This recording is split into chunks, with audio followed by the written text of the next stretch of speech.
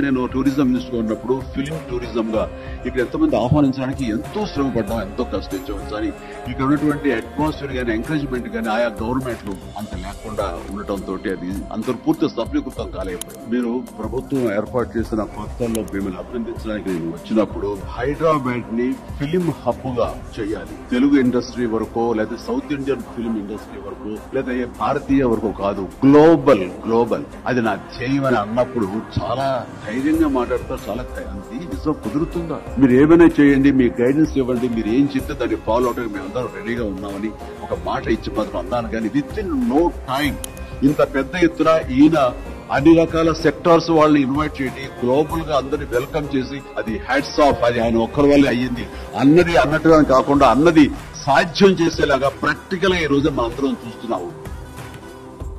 నేను tourism minister ఉన్నప్పుడు film tourism గా ఇక్కడ ఎంతమంది ఆహ్వానించడానికి ఎంతో శ్రమ పడ్డాం, ఎంతో కష్టించాం. కానీ ఇక్కడ ఉన్నటువంటి అట్మాస్ఫియర్ గానీ ఎంకరేజ్మెంట్ గానీ ఆయా గవర్నమెంట్లు అంత లేకుండా ఉండటంతో అది అంత పూర్తి సఫలీకృతం కాలేకపోయింది. మీరు ప్రభుత్వం ఏర్పాటు చేసిన కొత్తల్లో మిమ్మల్ని అభినందించారు.